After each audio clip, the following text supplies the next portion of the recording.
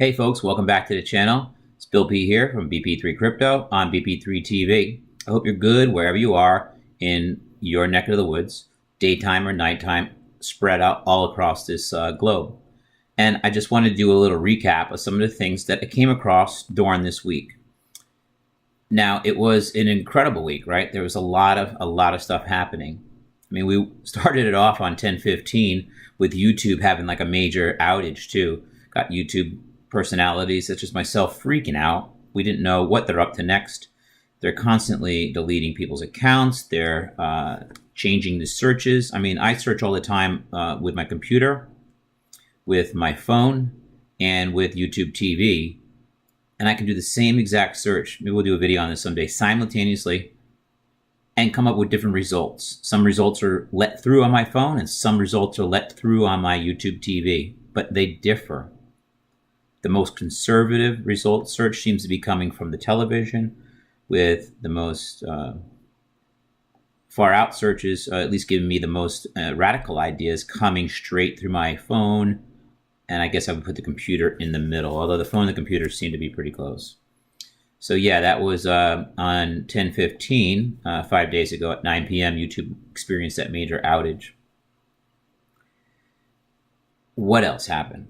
Fidelity made a big announcement to add cryptocurrency options to their accounts so that their account holders, their customers, their clients, as you will, can add cryptocurrency offerings to their holdings. So for right now, Fidelity has you link your Coinbase account to your Fidelity account, and then they buy and sell cryptocurrency, say like Bitcoin, for example. They buy and sell Bitcoin through your API on your Coinbase account,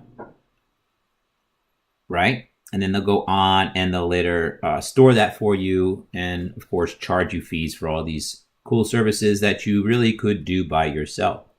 But it is good to know that Fidelity is adding it on their mainstream. We're looking for adoption. We're looking to get this cryptocurrency into the hands of people who don't have as much intelligence on it or knowledge on it, intellect on it, things like that. It can get pretty handy. What else happened this week? Tether. Oh my gosh. Tether went up. Tether went down. Tether went all around. So the other day, we wake up to a skyrocketing market and everybody's like wondering why. And YouTubers are going on live. Is this like the next bull run? I mean, what is going on? So Tether's had some fear, uncertainty, and doubt recently. People wonder if they actually hold the funds one for one. There's been a problem with a few of their banking relationships, and they went through, I believe, 4 banks in a short period of time. A couple of them even like in a week. They seem to have worked it out now with a bank in the Bahamas, but we'll see what happens.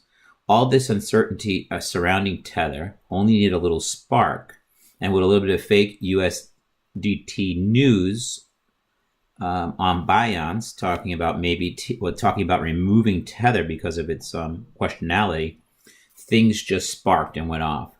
People started moving Tether out like crazy. We've seen Tether go down 15%. And because of this, on exchanges like BitMEX and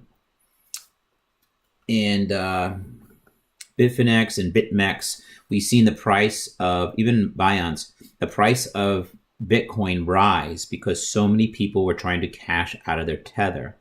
For example, on Coinbase, when Bitcoin was 6,400 during this, it was showing a $200 increase on Binance, 66 and 68 in Bitfinex, even as high as 75 at its peak, but keeping it pretty much consistent arbitrage for a while. Now that has shrunken over the last few days and it's coming back together. We're seeing the Bitcoin came back down and the Tether come back up. We saw some of the FUD dispelled, so maybe investors are feeling a little bit more comfortable with UST and it's back to business as normal. But mark my words, there are going to be problems when there's this many red flags about something in this cryptocurrency industry. You know, there's probably a problem. What do they say? Where there's smoke, there's fire, right?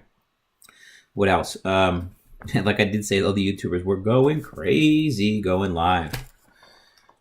we also, let's see what else we have. Oh, there is this little talk that came out, and it's kind of interesting. So, you know how you have mining equipment, and the mining equipment and computers that do the calculations for the transactions on the public ledger or private ledger. For example, on Bitcoin, you can use SHA-256 algorithm to do mathematical calculations on an ASIC-specific computer, and you contribute to the network. So here's what's happening.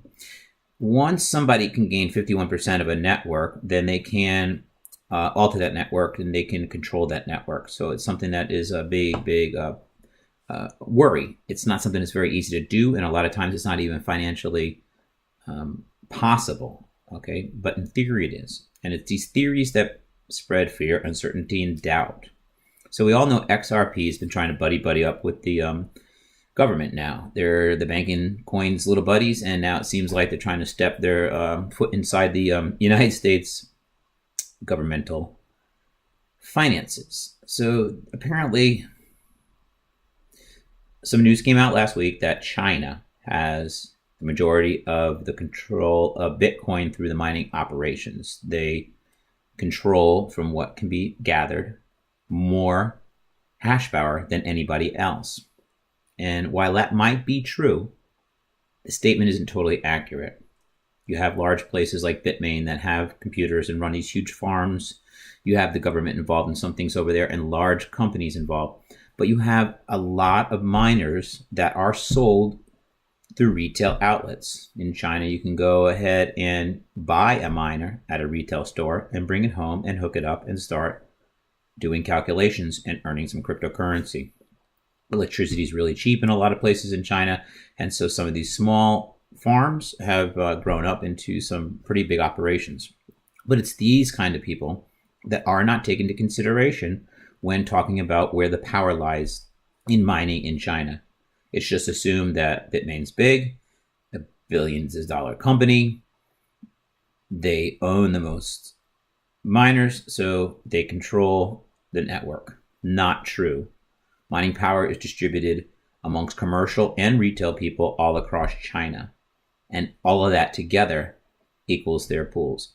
Some of the articles were also talking about mining pools and saying, oh, this mining pool and this mining pool and this mining pool and this one run by Bitmain and this one run by so-and-so.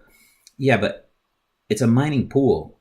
Okay, so Bitmain may start a mining pool to service their farm, but that mining pool can be joined by people all over the place as well. It doesn't necessarily mean that they have control over all those miners, right? Right. My opinion. What else? OX has done really well being added to Coinbase. There's a couple more tokens that are on the front for that. XLM, Stellar Lumis, and BAT are receiving a lot of attention right now. They're both doing really well. Oh, must mention Raven. Congrats to everybody who was behind Raven for the past week. It had a great week. I'm thinking it was something like 70% or 80%, 85%. It's come back and done a little bit of correction. I was hoping to get it around maybe 400. 0.000004 is what I was looking for. Anyway, it did come down a little bit and corrected and is working its way back up. And on a last note, I'm going to be working on some of the aesthetics of my studio here. We're going to get some kind of different background. Maybe we'll go with green screen. I'm not really sure. Any recommendations? I would love to have them. Audio is dialed in pretty good, but I can use a better look, right? So Cowboy Studio seems to have a couple of things that I'm interested in. And I'm going to keep researching on that. With that, guys, I want to say have a great day. Remember that this is educational advice only. Educational? What kind of word is that? Educational advice only and not investing advice. I hope that, again, you are having a great night wherever you are. I enjoy talking to you. I thank you for listening to me. And with that, we will wrap it up. Bill P. from BP3 Crypto on BP3 TV. Have a great night, folks. Ciao.